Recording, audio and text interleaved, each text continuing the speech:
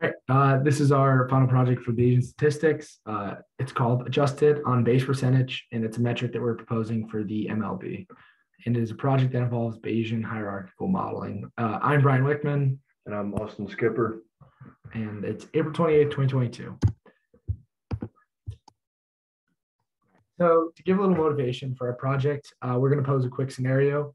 So if you were managing a baseball team, which player would you prefer to have? Player one is Christian Colon, and he's reached base in 5 of 8 plate appearances, which is good for a .625 on base percentage or OBP. Player two is Andrew Stevenson, who's reached base in 18 of 37 plate appearances for an OBP of .486. Or player three is Mike Trout, who's reached base in 263 of his 600 plate appearances, which is good for a .438 OBP. And to the untrained eye, Christian Colon appears to have the highest on base percentage, so one might assume that he's the best at getting on base. Those who have been around the game or understand it would probably opt for Mike Trout just because he's accrued so much experience. And that leads us to our research question. Yeah, so our research question for this project was, how could you account for substantial differences in the number of plate appearances between players? So we believe there's a relationship between how many times player gets up to bat and their true on base percentage. And so we think that better players play more, so that they have more plate appearances. In our project here, we're proposing this on base percentage metric. It's just an adjusted on base percentage, taking into account this relationship with the greater number of plate appearances for better players. And for this, we chose the top 10 on base percentage rankings for the 2019 season. So it's just the 10 players who had the flat out just best on base percentage for that season. And this is the data that we're working with. So it's MLB batting data from the 2019 season. PA is plate appearance, RB stands for times reached base, and OBP is on base percentage. And we chose the top 10 players with the highest on base percentage because there's a large spread in the total number of plate appearances. For example, Jacob Nottingham has 7 plate appearances, which pales in comparison to Alex Bregman's 690.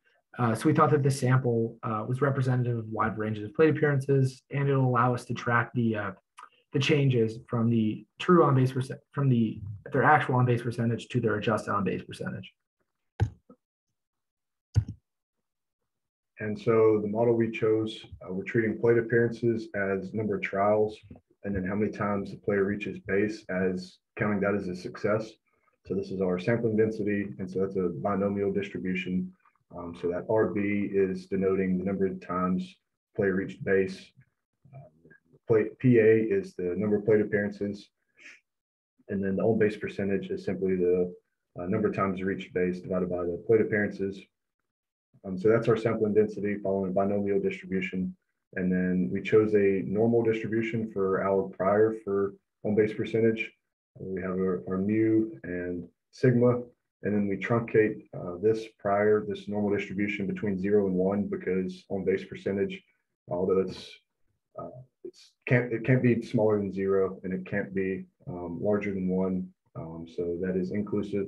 So you'll see in our code when we run our simulations that we will truncate our values between 0 and 1. And for our hyperparameter values, mu and sigma, they're shared across all players and their actual values are known. So in order to calculate these, we looked at the career on base percentage for all players who've played an MLB game since 1955.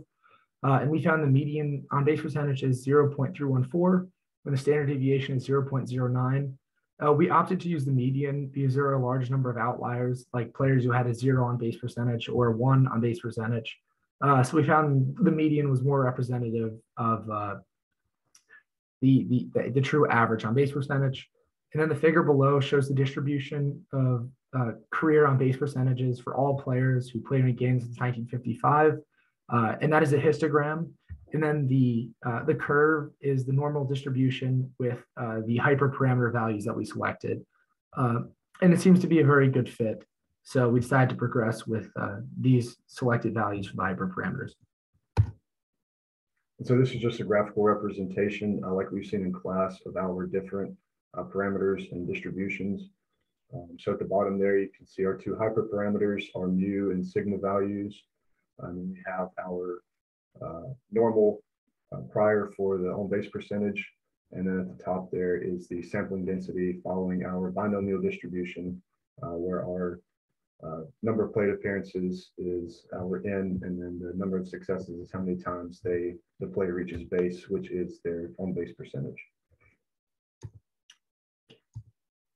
So this is what our actual JAG script looks like.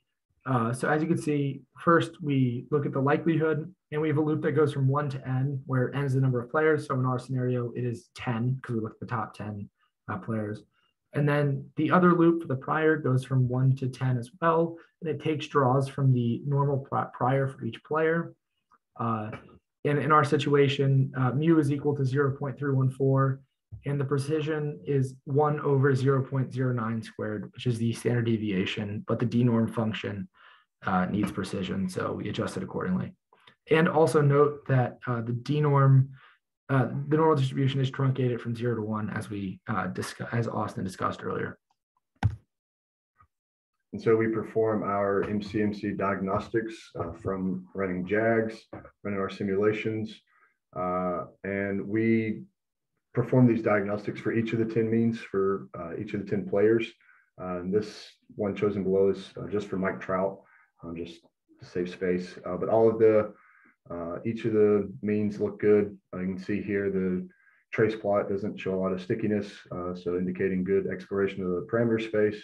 And then from our autocorrelation plot, we can see it dies off pretty quickly, indicating that we have independent draws. So low lag there after about 1 or 2.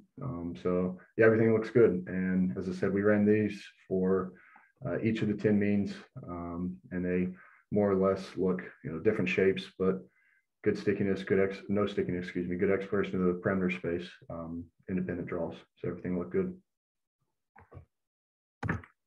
All right, and this slide, we actually display the posterior means from the model, and that is a table down below, and we have them arranged in descending order with the highest posterior mean at the top. So just a couple of observations from these results. The players with the 3 most plate appearances have the highest posterior means, which signals that the model estimates their true on-base percentage to be higher than the players with the less plate appearances, which is good, and which is what we're going for. We also notice that more shrinkage occurs for players with fewer plate appearances. So for example, Christian Yelich and Jacob Nottingham both started with a 0.429 on base percentage, but Christian Yelich has 580 plate appearances, whereas Jacob Nottingham only has 7. And you could see that Nottingham's on base percentage was adjusted from 0.429 to 0.341. And Yelich's, which started at the same level, only lost a few points. So it's good. Yep. And so the analysis here, as Brian mentioned, the shrinkage. This is a shrinkage plot here for those 10 players. The top 5 of them, their names are labeled.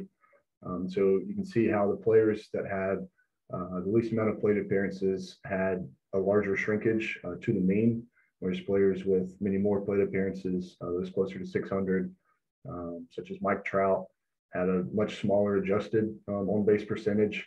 So their the shrinkage plot for those players is essentially a straight line, whereas those with many less plate appearances have a greater decrease towards the mean on-base percentage. As you can see here, Tyrone Taylor adjust only 12 plate appearances compared to Mike Trout 600. I was adjusted from 500 to 0.372 spot.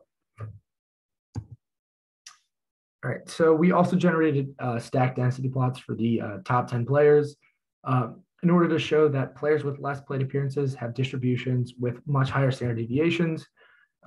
And something that jumps out from the stack density plot is that there appears to be 3 distributions that are pretty tightly clustered, and those would be the 3 distributions for the players with the most plate appearances. So you could see line 2, Mike Trout with 600 plate appearances. Distribution is pretty clustered. And then you have Alex Bregman with 690 plate appearances and Christian Yelich with 580 plate appearances.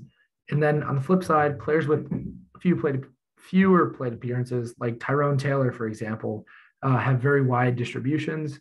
And as you can see for Tyrone Taylor, his true on base percentage, it could range from 0.2 all the way up to 0.55, which is substantial, but the model is doing its best with very limited information. Yeah, and so we can compare these players, identify the posterior probabilities, their each player ranking, and, from a 1 to 10 spot based on these simulated posterior draws. And so in the plots below, we have Alex Bregman up top, and then Christian Yelich and Mike Trout. And so 3 MVP contenders in 2019. And you can see from Mike Trout's plot at the bottom there that in the 1 rank, he's about 15% the simulated posterior draws.